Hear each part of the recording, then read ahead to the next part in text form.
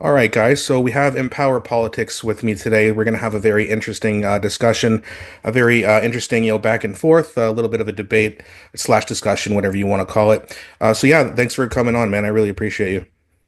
Yeah, thank you very much, Dan. I did challenge you to this debate slash discussion, and I do really appreciate you actually accepting it and Mm, getting it done as quick as possible. I think there's a lot of things that we have that we agree on, and we can find some middle ground. There's some things that we disagree on, but I think we'll find a sort of middle ground. And I think that'll be good for our respective audiences, and I think that's probably the most important thing in politics. Try to find a middle ground. So I'm ready to do this.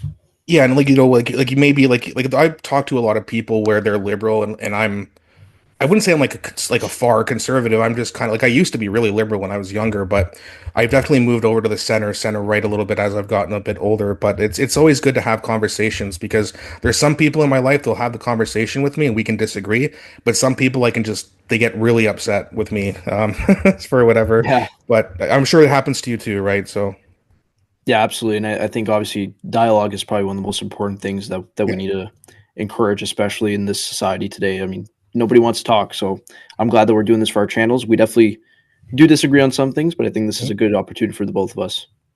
Yeah, and like the thing is too, like a lot of what we're going to disagree on is probably just opinion based, and we don't really know the results yet because we haven't had the election. But it'll still be interesting to discuss. So why don't you give me your thoughts on? I don't know if you want to do every politician or just the main two, or just talk about the politicians you have the biggest opinion on. But if you want to give me your thoughts, then I can return the favor.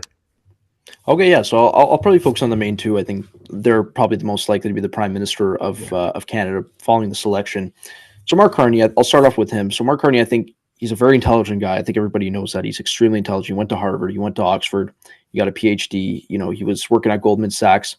He did a lot of things in terms of leading boards and whatnot.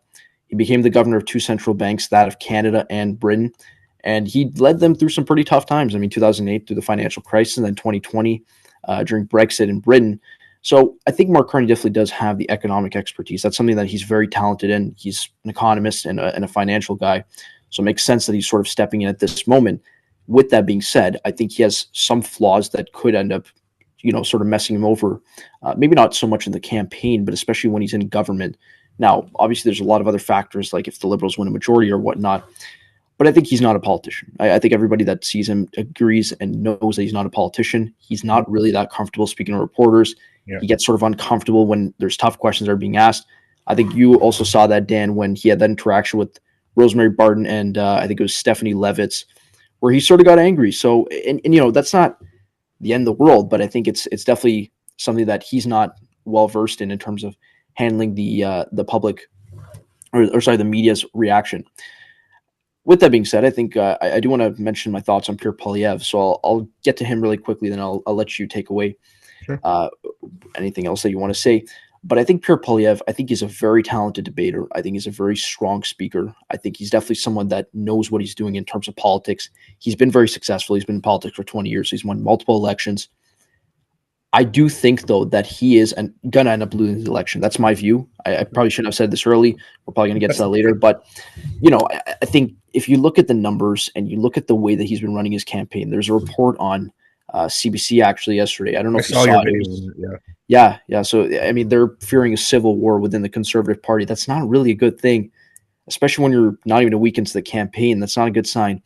I also do think, Corey Tenecki, who was a pretty conservative guy and was in the Harper government, when he's starting to call out the Polyev campaign and Jenny Byrne for their strategy, I think that's not a really good sign. And I think he really needs to start pivoting if he wants to win this election. With that being said, there are many policy proposals that he has that we could get to that later, but I'll just outline it really quickly. There's many policy proposals that he has that I think every Canadian sort of agrees with. So it'll be interesting to see what happens in this election. I think we'll get to who he thinks is going to win. But I'd like to hear your thoughts on what do you think of the main two candidates? Yeah, so I mean, in terms of Mark Carney, I mean, a lot of people, I mean, he definitely does have the IQ of someone who's highly educated. That's true, like Harvard, Oxford, the things that you mentioned. Now, the thing about people, they'll say, well, he's not a politician. It's like, well, neither was Donald Trump, right? I mean, he wasn't a politician either. He just kind of came in there, and people would criticize him of that. And now they seem the same people. A lot of them seem to like that Mark Carney's not a politician. And I understand the argument of, hey, I can't trust a career politician. I've said it many times. That's really why I never really got into politics when I was younger, because I'm like, I don't believe any of these people, right? So, and that being said, if you want to know who's even more untrustworthy than a politician, you can look at a banker. I don't trust bankers. I know quite a bit about what happened in 2008. I don't know much about his role in the recovery, but the banking system basically screwed the population over big time and then got bailed out with taxpayer money, which is, I mean, that's illegal, right? I mean, that's just fraud. If you or I did that, we'd be in jail, right? But for some reason, they got away with it. But in terms of, the debates, yeah, I mean, Mark Carney, I think, is going to have a little bit of a problem. I think, like you said, Pierre is a strong debater. I do get the elitist kind of globalist vibe from Mark Carney. I really don't like the fact that he's involved with the WEF. I don't trust that organization. I'm not a very trustworthy person, if you can't tell, but yeah, I don't really trust him. I don't think he's good for Canada. I don't know who's gonna come out on top. Pierre Poilievre is, like you said, a strong leader, a strong debater, a strong speaker. I do get a little bit annoyed with some of the slogans because it's like it's just all the time with the slogans. I understand why, like they're catchy and people remember things that are catchy, but it's like all the time. And I think, like you said, he needs to pivot if he wants to win this election. Yeah, absolutely, and I do agree with your view on the slogans part. I do want to touch on that a bit because I think that's sort of a big thing that we need to talk about. I think especially in this campaign. So Pierre built his thing, his whole campaign, his whole thing was built on axe attacks and get rid of Justin Trudeau. That was his whole thing that he built on for the last 2 years.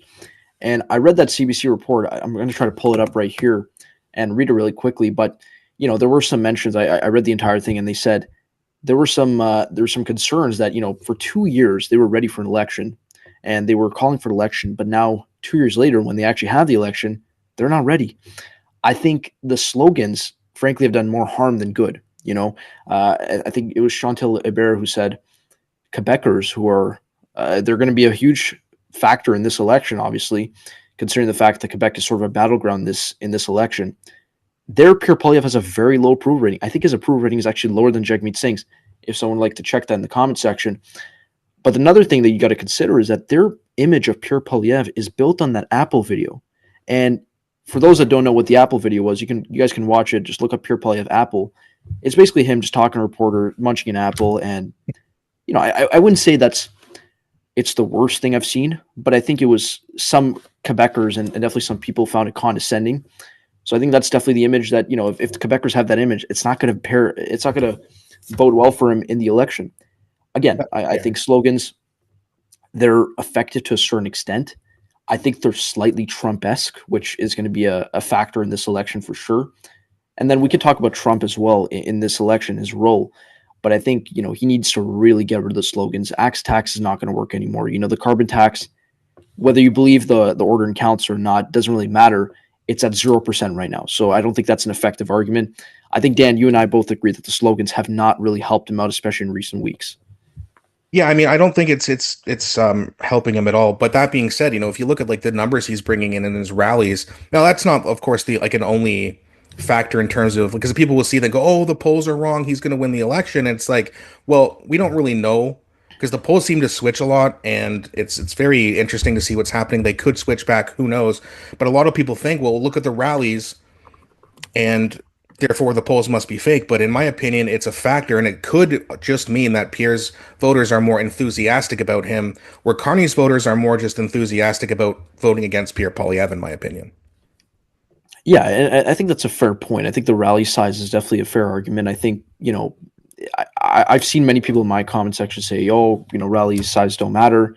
And I've seen the opposite, which is like, rally sizes do matter in the respect that it would be advantageous to Pierre Poilievre because he has supposedly larger rally sizes. Yeah, well, I My mean, argument to bigger, that, right? I mean, we saw like 5,000 people in Hamilton, which is unheard of for a politician here.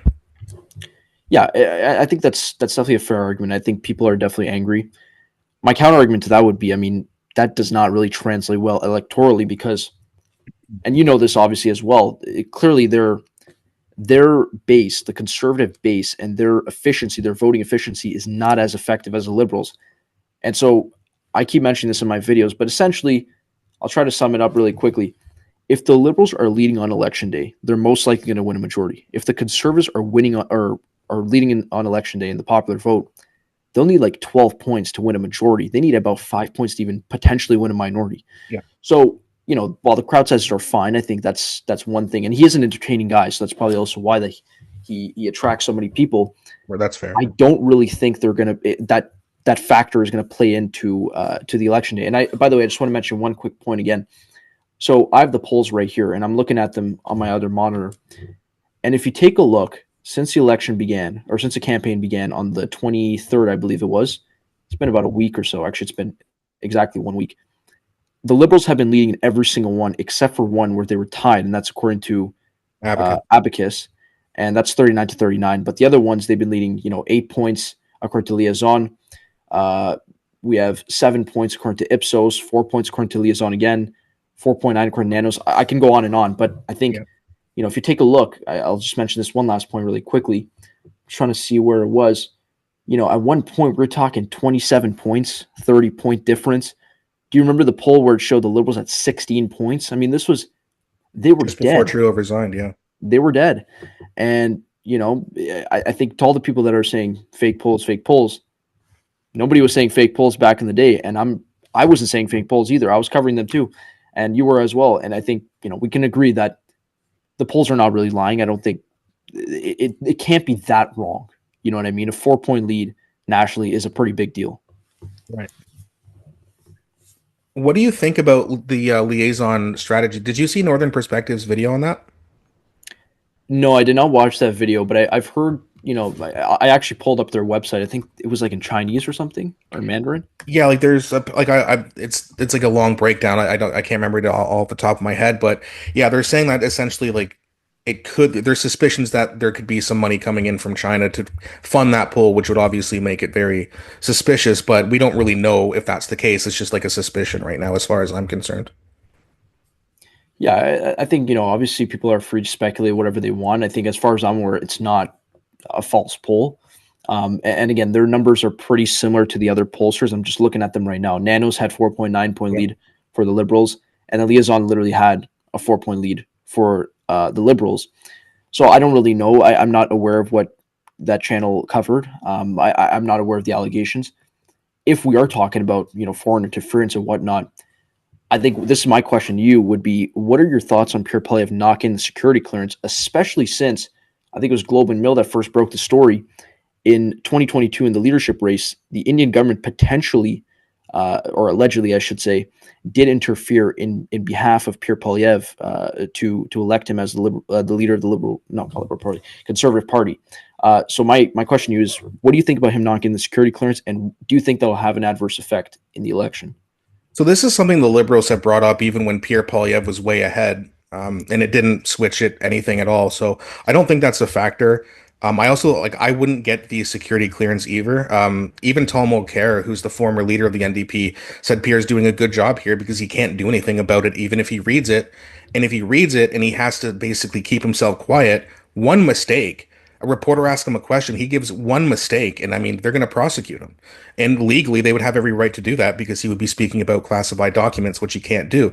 If you look at Jagmeet Singh and Elizabeth May, they had security clearance, read the documents, and came out and said total opposite things, making themselves look very stupid. But I don't think there's any benefit to it other than the liberals want him to, but they're not going to vote for him anyway. So, like, what's the point?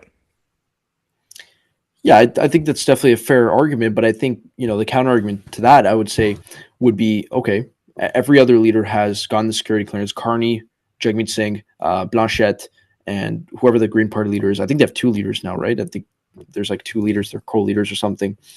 But all of them have gotten the security clearance. So my argument would be, okay, let's say I understand that he's under a gag order. I understand that.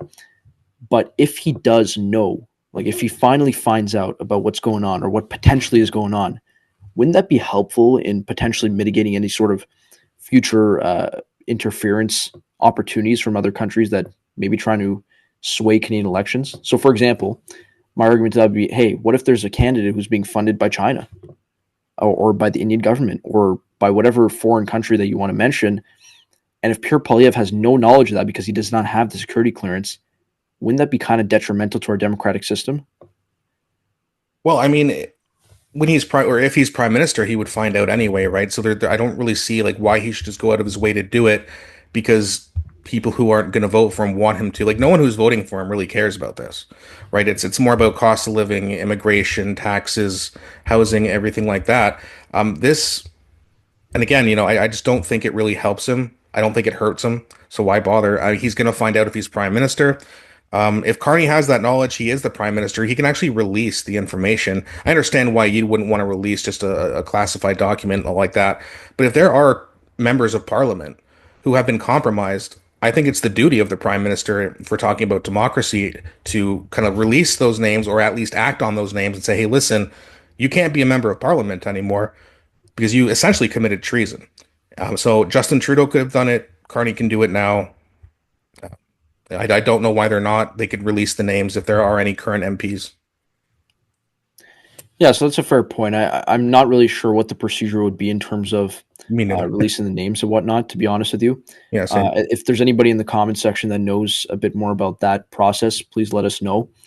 One other thing I want to mention. So you mentioned, and I have a few more questions, then I think we can conclude the debate. But one of the questions I had for you, so you mentioned, cost of living, immigration, and the economy in general, and taxes as sort of like the main issues.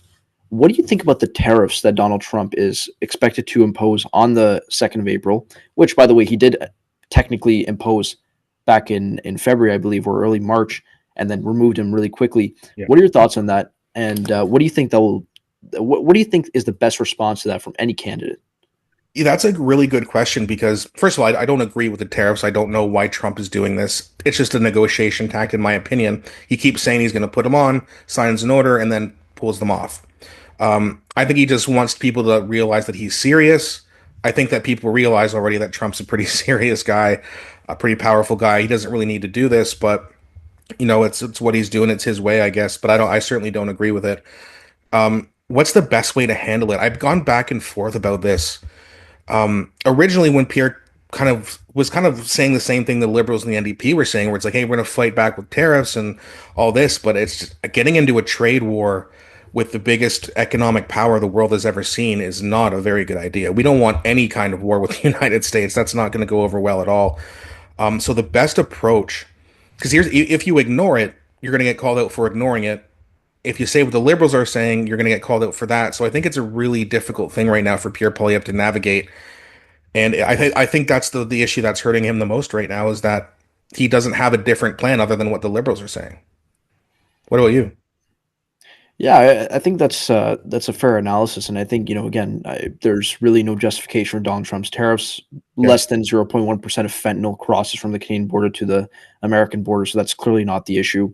And on that respect, I do agree with Justin Trudeau when he mentioned that. Obviously, many Canadians are not fans of Justin Trudeau, but he was correct when he said that the fentanyl cover is basically just that. It's a cover. It's not actually the reason why he's doing the tariffs. I think Trump. I personally don't think he's doing it as a negotiation tactic. I just think he in his mind believes, or whoever his advisors are believe that, hey, this is going to bring back American jobs, which, by the way, is a fair point. I think American jobs for an American president is a fair thing to strive for and to bring jobs back to America. With that being said, I don't think it's like imposing tariffs on your number one trading partner and other allies that you have, yeah, in Europe and in Asia and whatnot. I don't think that's not a good strategy at all. And also, I do have to say, I did agree and I did like the fact that Mark Carney did actually visit Europe right after Trump or right after he got sworn in, because I think that was really powerful. He went to France, he went to the UK. Those are some of the biggest economies in the world. If I could pull it up right now, I'll just see what the world economies are.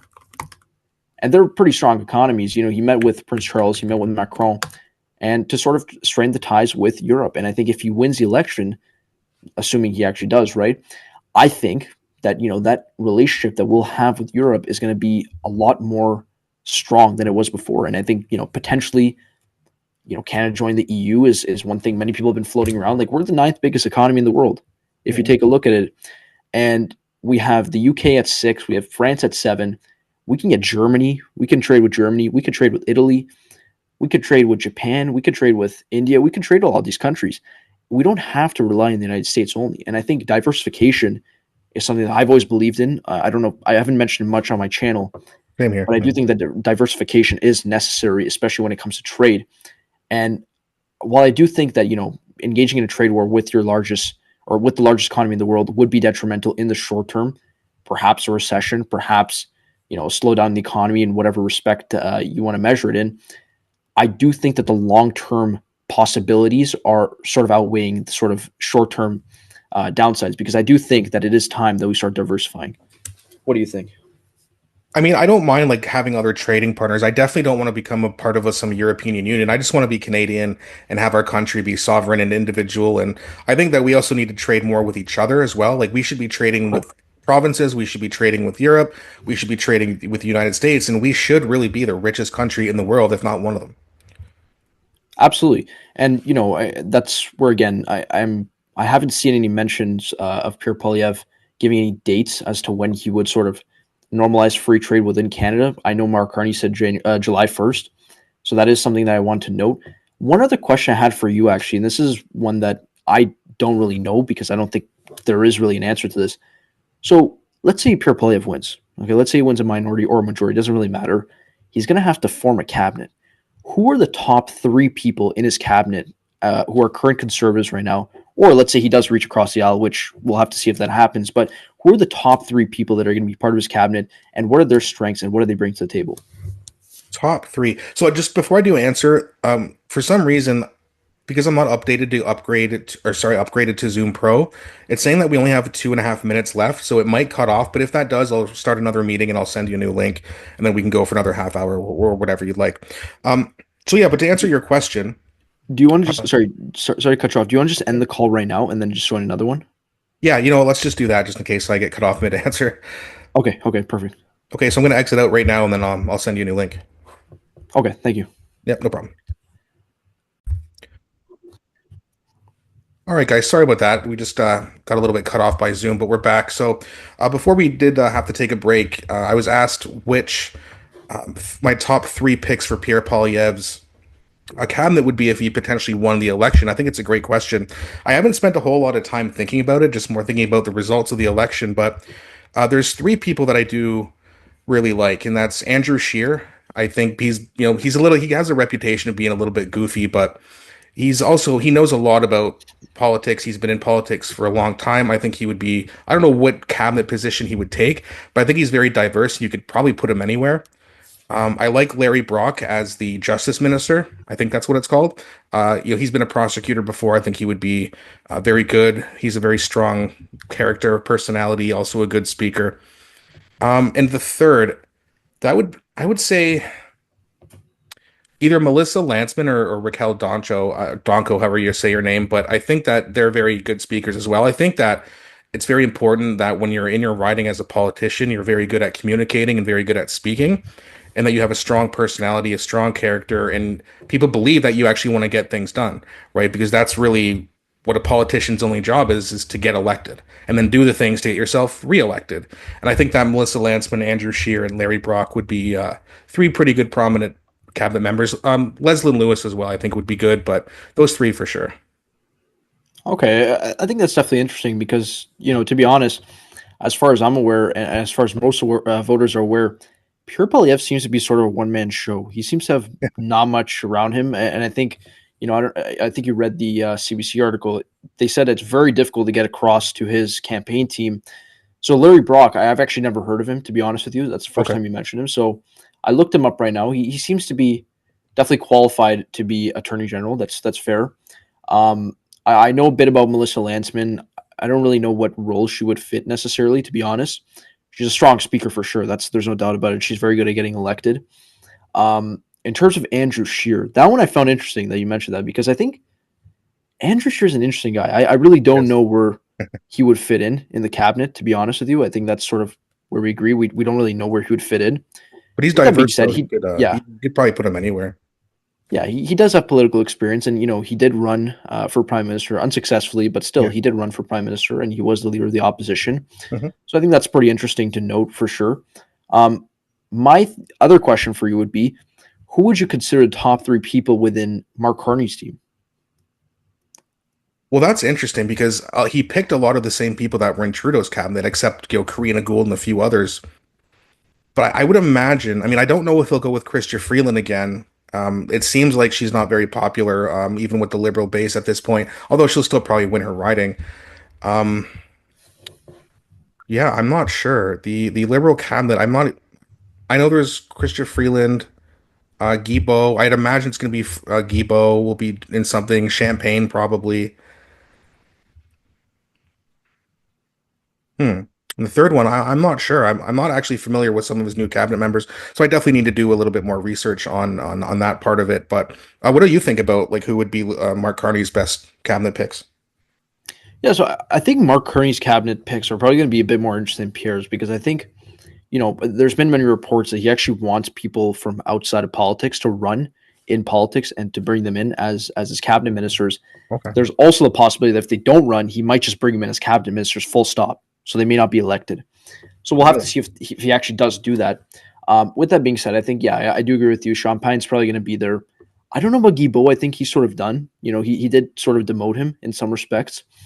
I would say Jolie's probably going to stay as foreign affairs. I think that's definitely going to stay Yeah, the I forgot same. about her. Yeah. Yeah, yeah, she's probably going to stay where she is.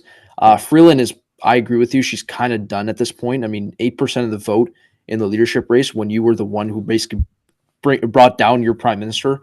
That's not a great showing, and I don't think that'll really go well for her, especially when it comes to keeping her cabinet position. I think maybe Dominic LeBlanc could sort of be sprinkled in there, but then again, I've heard some different names. Who I don't remember what their names are exactly, but I've heard some different thoughts actually. Sorry, I should say some different reports that Mark Carney's trying to bring in people from the outside, from the private sector. So it'll be interesting to see who they actually are and if they're Mhm. actually going to come in to politics, if they're going to come in as cabinet ministers. We'll have to see if that actually happens. With that being said, I do think that based on the current situation right now, we should probably focusing on who Pierre Poilievre's team would be because I and I know you mentioned three names there. I just haven't seen them talk enough. I was watching a clip of Millie Jolie yesterday at some Munich conference in Germany, and she was talking on her own. She was talking about Canada's perspective and whatnot.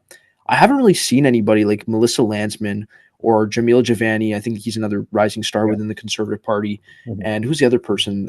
Michael Barrett. Michael Barrett's also another Yes. guy who's also talking all the time. But they don't really sway away from Pierre. They don't really say anything different from him. So it'll be interesting to see how that works out in terms of his team. I also do think that given the current environment, he would probably benefit from reaching out to bipartisanly. What am I saying by that? Well, Mark Carney did actually offer a cabinet position to Jean Charest, who did run unsuccessfully against Pierre Poilievre. So I thought that was pretty interesting that Mark Carney did that. So it'll be interesting to see if Pierre does that, if he does actually win. I think it would be beneficial if he did that, but we'll have to see what happens. My question to you would be, though, and this is sort of one of the last questions I want to ask you because I think we have to sort of answer this question. Sure. What do you think will happen on election day? And by that, I mean, who will win? What will it be? And what will Canada look like in about 5 years based on the election outcome, depending on who wins?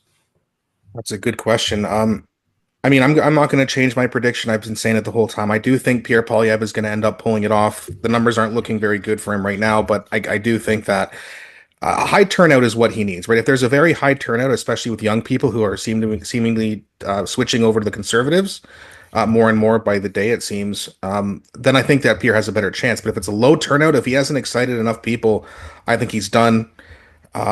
If Pierre Poilievre wins, I think he needs to win a majority. If he wins a minority, things could get very interesting. The other parties could team up together and then go to the governor general and actually stop him from being prime minister if she agrees. Although I don't know if that would happen, but it is a possible outcome under our political system. And to be honest, man, I think if we have another liberal term, I think you're going to see more of the same thing.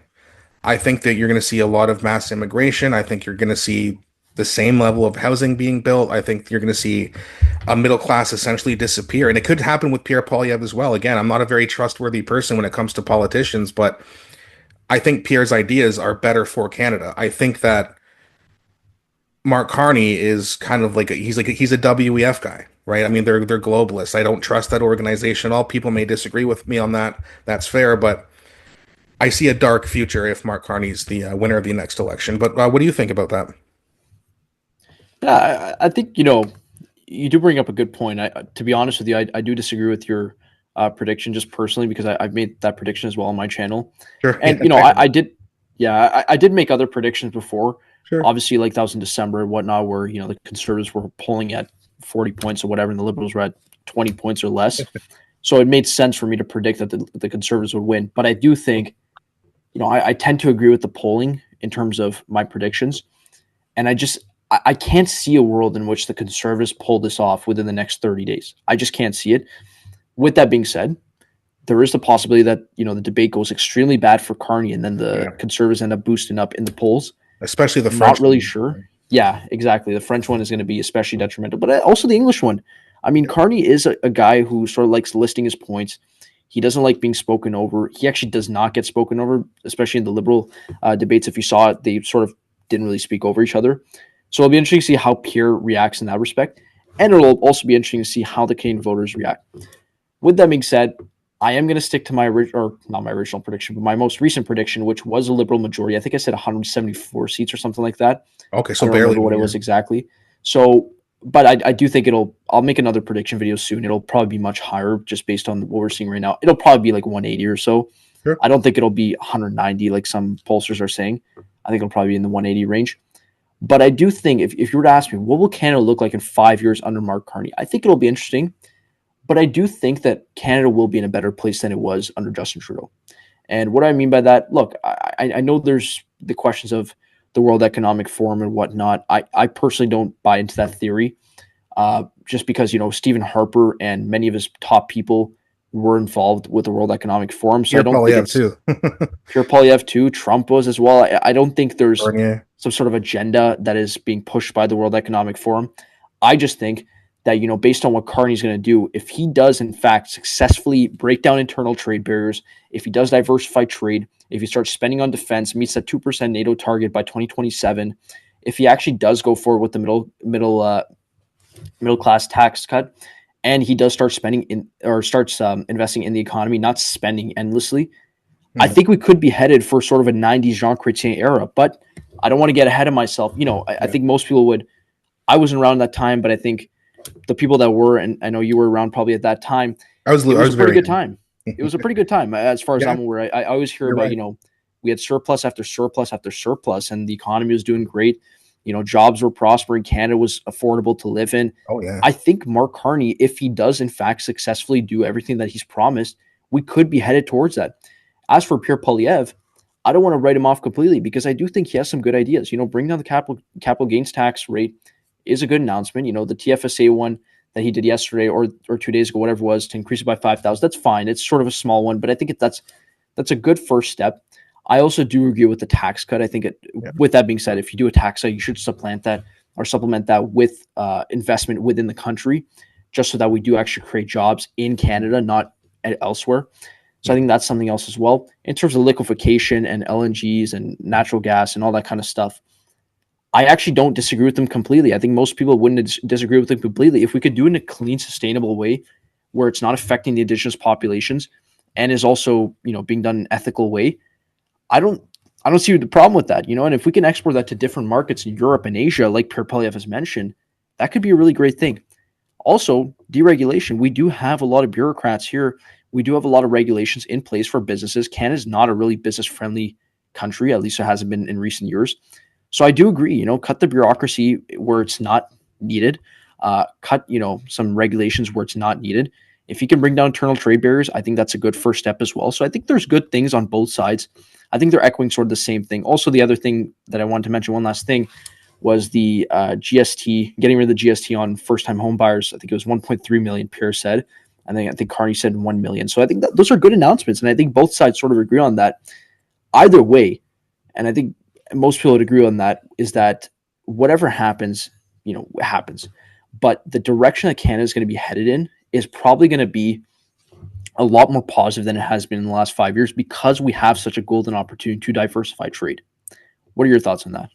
The diversifying trade is a very good idea. I certainly want to trade with everyone. I want this country to be rich and prosperous, and I want the middle class to be thriving, and I want people to start having children again. I mean, the birth rate right now is at like 1.3, which is, we're going extinct essentially in this Canada, right? We're not replacing ourselves, and it's economically not feasible to have kids or get married. It's hard to buy a home, so I want to see that happen. Um, the one thing you did say that I would definitely agree with is if we went back to like a 90s situation where, I mean, an apartment here in Hamilton in the 90s was like $200 to rent. When people were making, even though they were only making maybe 7, $8 an hour, they were only paying about 25% of their income for rent. That gives them a lot Mhm. more, money to save and buy that house for 100 grand in Burlington, Ontario, which, that's where I grew up. And now the you can't find a house under $1 million there. It's ridiculous. But I would disagree though that I don't think there's going to be. I think that Carney and Trudeau, although there are differences, I think the agenda is basically the same. Now again, this is a prediction. I don't have any like evidence or facts. It just seems like one party, in my opinion, wants what's better for the elites, and one party is at least saying they want what's better for Canada. But then again, politicians have always been corrupt, in my opinion. And who knows if Pierre Poilievre's telling the truth? Who knows if Mark Carney's telling the truth? We don't know. It's going to be a very interesting election. I, I mean, I'm not as confident as my prediction as I used to be, right? I mean, it looked like Pierre Poilievre was going to win 250 seats just a few months ago. And now it looks like he might only win 150 or less, but we'll see. It's Yeah. very interesting. I think the debates are going to be very, very important in terms of deciding this election. Not the only factor, but certainly a very big factor on that as well. Yeah, no, absolutely. I agree with many of the points you brought up there. I think the debates will be very important this election, especially just considering the fact that we haven't had a debate in federal politics in about 4 years Yeah, between any candidates. I mean, it's been a long time. So I think Canadians are definitely interested to hearing what the different perspectives are on a national stage. I want to end up with one last thing to conclude this great debate that we had. By the way, thank you very much for this. yeah. I Thank think you. we had a lot of agreements. We had a lot of Yeah, agreements. We had some disagreements, yeah. albeit, but we had a lot of agreements. We found some middle ground. So I just want to end off with one last question. It's a very simple one. What do you think is the number one issue in this election? The number one issue, because there's a lot of big issues right now, so I'm trying to figure out which one is the biggest one. I think it all comes down to we got to stop mass immigration. We need to build houses, but it all starts with, I mean, if you build houses but you flood the market with too many people, it doesn't matter. So it all starts, in Mhm. my opinion, with mass immigration. We have to stop. It's not that I don't want to help people. It's just that we have children in this country who are homeless, who can't eat. Their parents can't afford to feed them. There's plenty of adults who are homeless. We have what, $6 trillion of debt or something like that. We don't have the money. We don't have the jobs. We don't have the resources right now. We got to take care of Canada first, like Pierre says.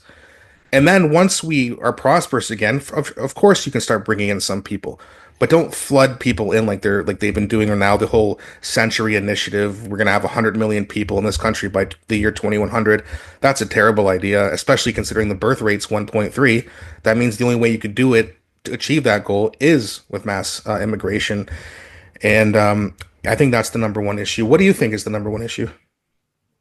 Yeah, I mean, I think that's definitely an interesting point. I think some people would disagree with you, some people would agree with you. I don't.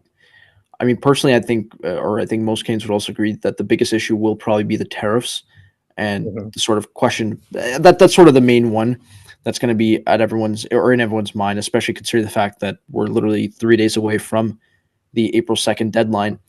Whether he imposes them or not, it doesn't really matter. He's going to start doing this again. He'll say May 1st or May 2nd or whatever. I think people are very anxious. People don't know if he's going to invade Canada. People don't know if he's going to start, plunging our economy. He's already sort of plunged the stock market in the United States. It'll be interesting to see what happens in terms of the debate and how the leaders react to that.